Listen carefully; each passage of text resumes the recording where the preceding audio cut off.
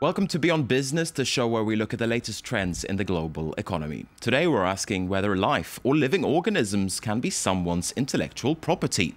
Modern science is pushing further and the field of biotechnology is getting more and more advanced. And the question is, what kind of legal claim companies and scientists have on the discoveries they make? Can you patent a plant, an animal, or even a strand of human DNA? We're going to discuss the issues here in the studio, but to set the scene, let's take a closer look at a legal fight over a gene that's connected to breast cancer.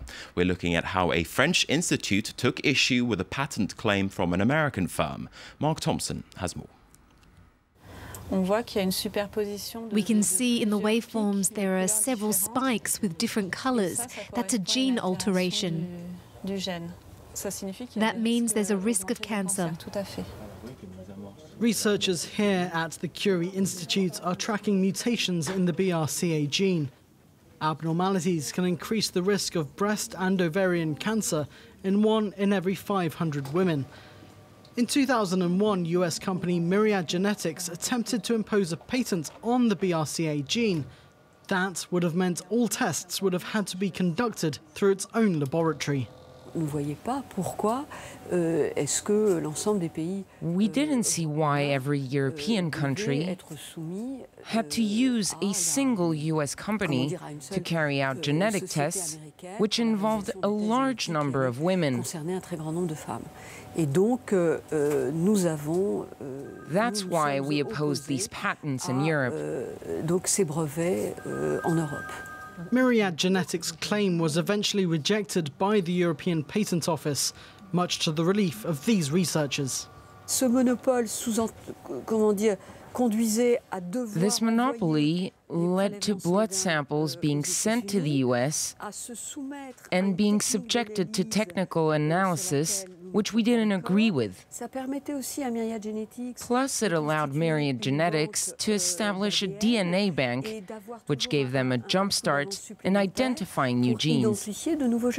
The Curie Institute, like many other major players in the biotech industry, is determined to make sure patents are not used to eliminate competition. This, as the battle for business wrestles with the fight against cancer.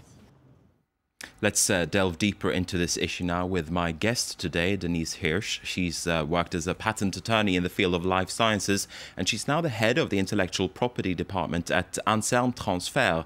It's the private arm of the French National Institute of Health and Medical Research. It works to support public health initiatives and also to help entrepreneurs within the biotech sector. Welcome to the program, first of all. Thank you. Now, the Curie Institute won this patent battle against Myriad Genetics. Was that a good outcome in your view? It was the outcome that was imposed by law. First of all, patents in life science for living organisms basically obey the same laws, the same criteria than any patents, for example, in the automotive industry or in the chemical industry. So there are legal requirements.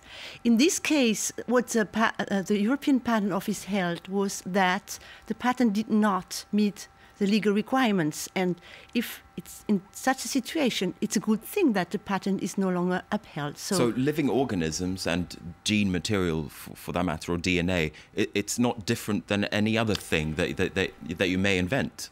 It is different. And the whole debate that is taking place at the moment, and has been taking place years ago, is that basically, I mean, at least philosophically, it's different.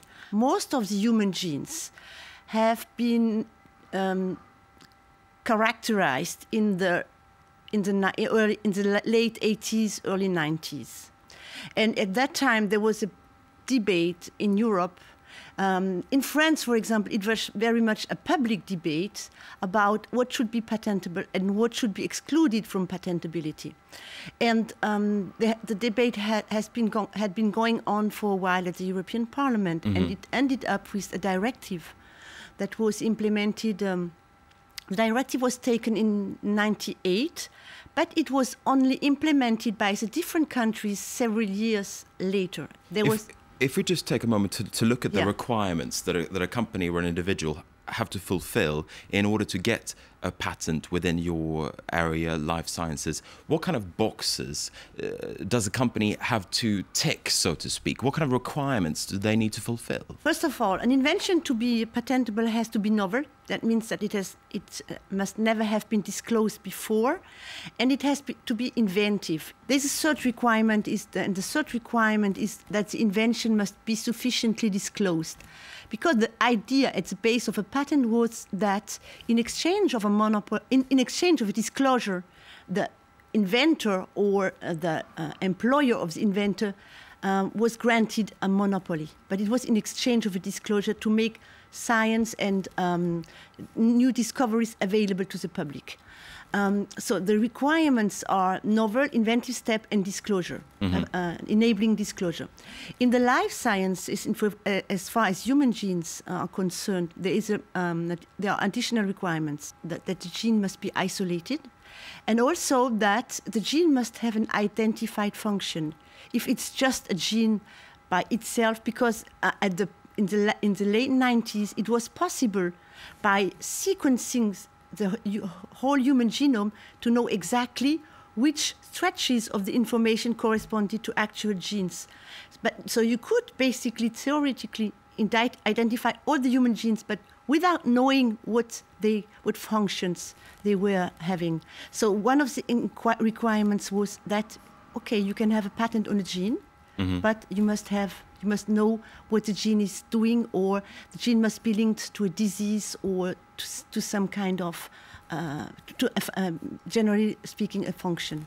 Okay, we're going to pick up this conversation in just a moment or so, but first we're going to look at an example of a company that didn't choose the patent route to protect its discoveries. Instead, it sought a certificate that in some ways, I suppose, can be seen as a halfway house to a patent. Kethavan Goristani explains. This seed breeding company in southern France isn't running after patents to protect its creations. Its goal is to share its innovations. When these plants become commercial varieties, our competitors will be able to pick the interesting characters of this variety, because it won't be patented and therefore will remain accessible to our competitors once it is listed. Access to the seeds does come under certain conditions. Innovative seeds can be protected under a plant procurement certificate, which recognizes the creator of the variety. It then allows competitors to use the new seed for free, but only to create a new species. In Europe, most breeders have chosen the following system: to protect their innovation, but at the same time make it available to other seed breeders to examine these genetics in order to improve their own breeds. There is a major difference with the other existing model, which is protection through patents. That model does not allow the free circulation of plant innovation. For breeders, spreading innovation freely can be very useful. Collectively, they can create more efficient, less fragile, and more diverse varieties. Companies limit their monopoly in order to improve their seeds, even if it means losing a bit of money. The plant procurement certificate does have its limits. It doesn't give you the same financial returns as a patent. The certificate's teamwork and the patent's individual approach. These are the two competing strategies in the biotechnology industry today. Beyond the commercial battle, it's the future of biodiversity that's at stake.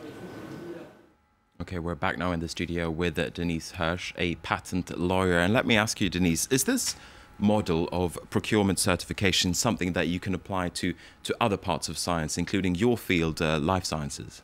In our field, no.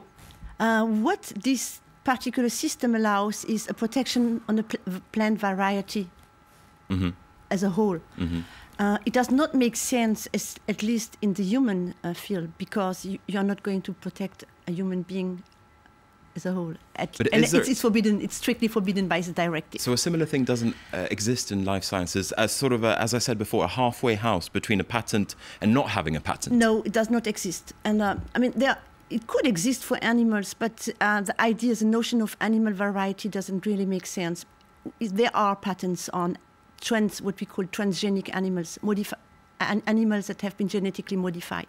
But if they are protected by a patent. This system, it's not quite applicable to another field other than the crop. If we look field. then at your field, how far do you think that legislation has come so far? Have lawmakers been able to keep up with science, so to speak, when it comes to exploring the human genome?